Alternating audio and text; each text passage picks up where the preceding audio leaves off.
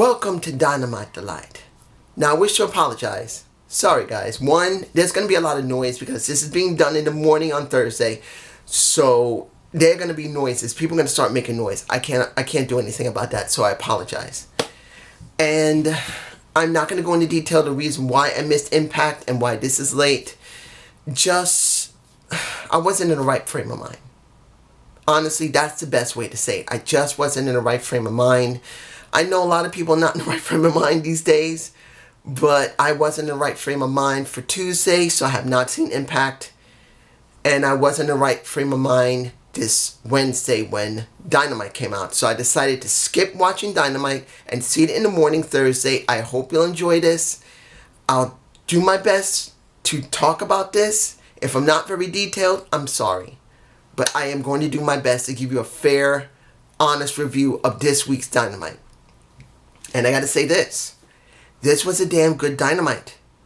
The personal touch is the best word to describe this show. Because this was made as personal as possible for as many feuds as possible. Silver versus Paige was the opening of the show. Now, this was a personal thing because this was the journey of Adam Hangman Page. Was the match good? Yeah, it wasn't bad. I gotta say this about Silver. He's been growing on me. I wasn't too fond of Silver when he joined the Dark Order. When they finally gave him a personality where he's been acting brash, show-offish, attitude-y, I liked it. I think he's done pretty damn well for himself. He's basically a Wolverine type of person. He's a sawed-off little runt that can give you an actual hard fight. Unfortunately, the only difference, he doesn't have a Wolverine. He can't regenerate. So he can get his ass whooped, and then that will be the end of it. But it will take a lot to whoop his ass. So he got his ass whooped by Hangman Page. The rest of Dark Order, Evil Uno comes out. They've been standing there watching. Well, they weren't standing there watching. They watched. Then they came out. Then instead of them attacking a Hangman Page, Evil Uno approaches Hangman Page again. And he apologizes for the attacks before. He apologizes for the way he acted and the others acted. He knows how hard it is for someone with his caliber of ability to feel like he is nothing, particularly that the group he's in has been holding him back. Once again, Evil Uno is playing with Page to try and convince him to join Dark Order. Now, I don't know where this is going to lead. It seems like the wisest thing for him to join Dark Order because he's not doing anything. I don't know. But I will say this, it's now going to be more interesting, particularly with his partner.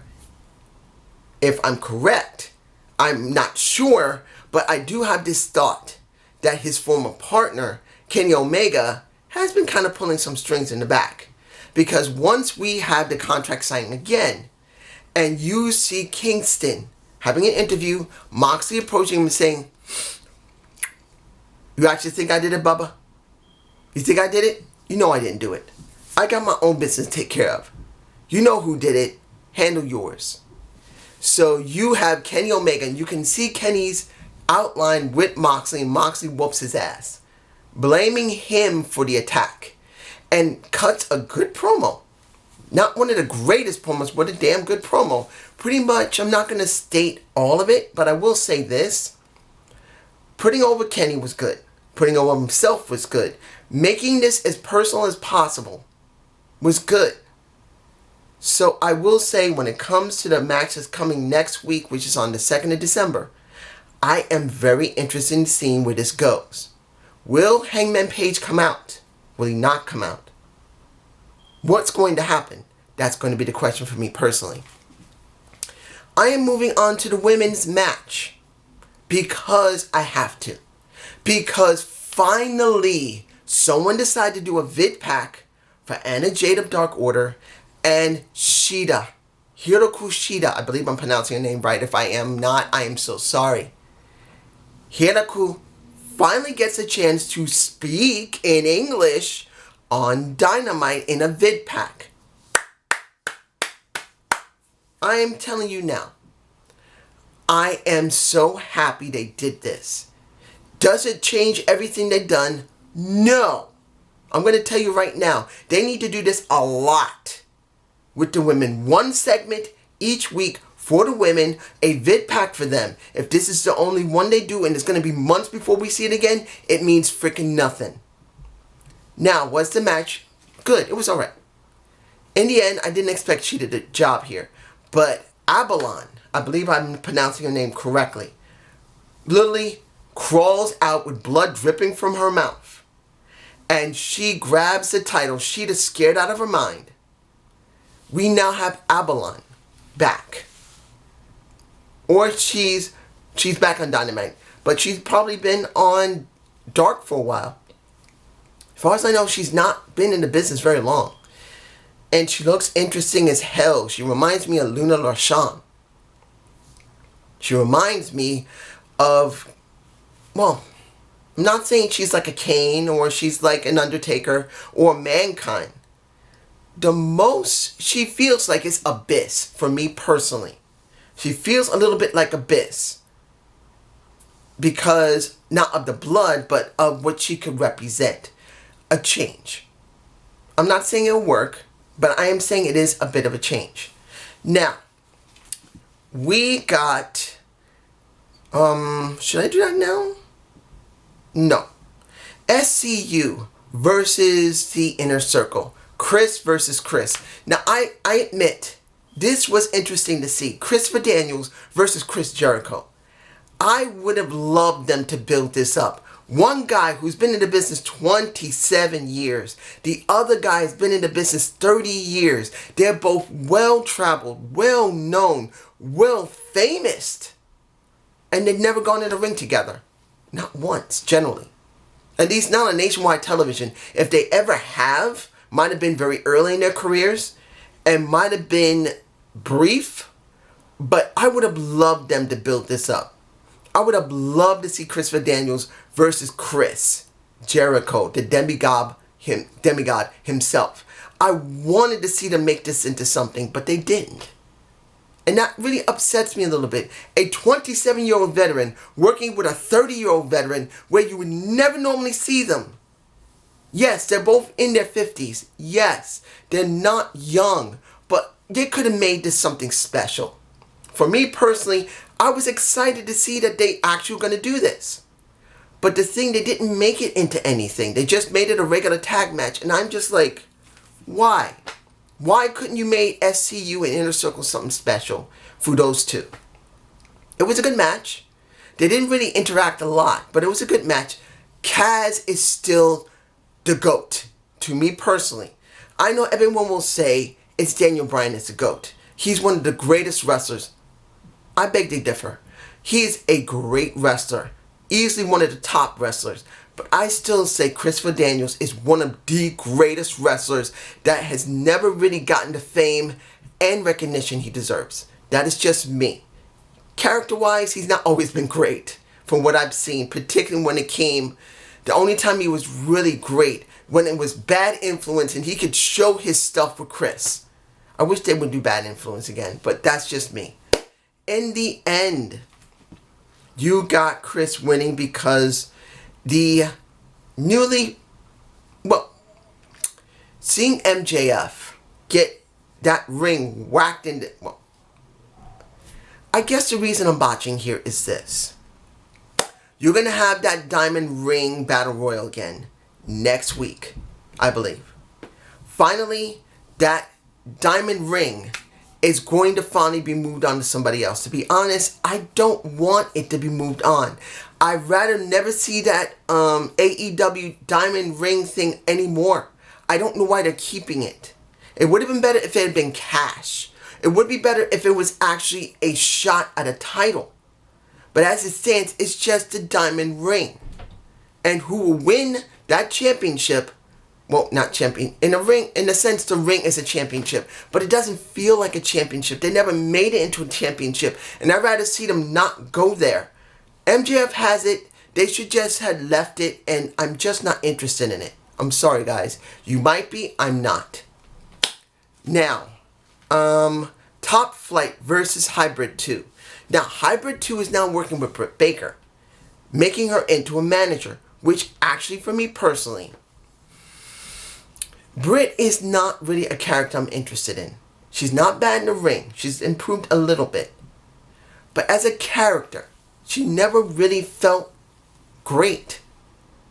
But working with Hybrid 2 could give us something new. Could give us something interesting if they do more vid packs of her on Dynamite.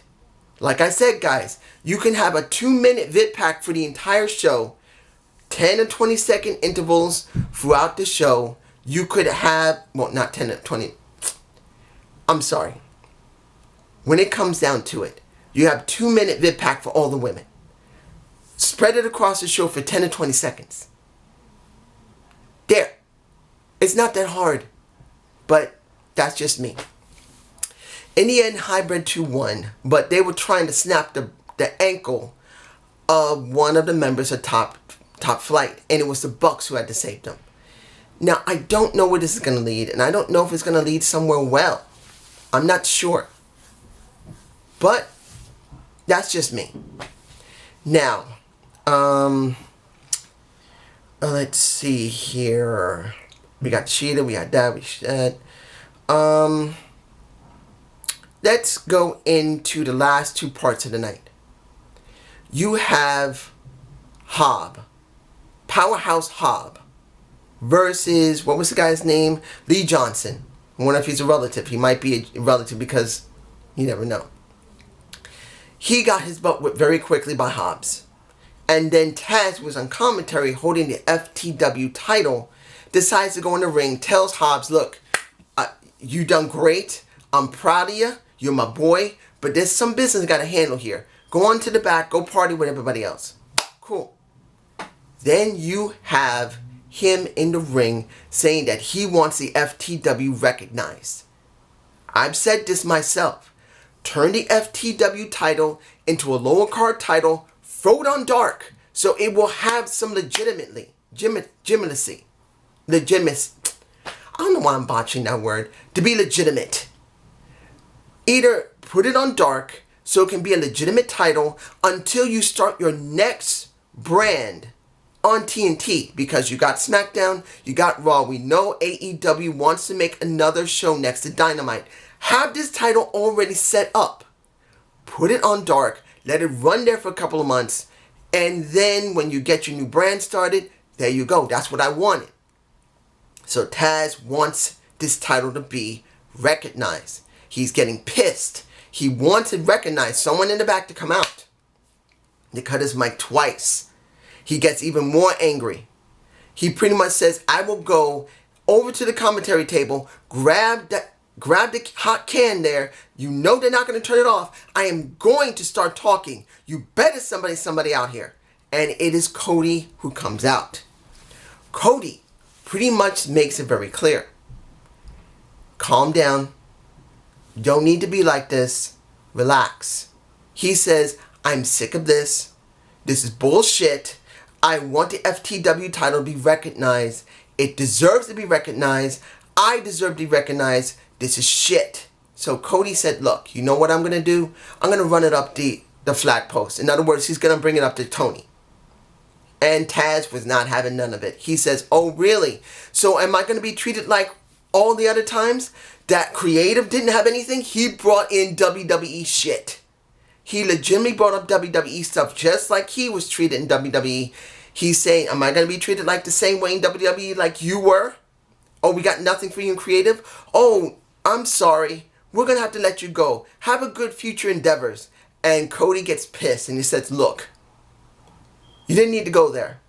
But if we're going there, right now your son Hook is currently trained to be a wrestler. How come he's not with you? How come he's with me? And that truly pissed off Taz to the point where he told him, you made a mistake. You disgust me. He didn't say disgust. You know what I mean. Pretty much, he says, you went too far. And as Cody turns his back, he put the Taz mission on him. Briefly. Before the officials came out to try and stop him. Hook was with him with the title, and they walk away. Now, next week, because we're going to have the now newly christened Powerhouse Hobb. They're now calling him Powerhouse. I believe Powerhouse Hobb. That's his name now.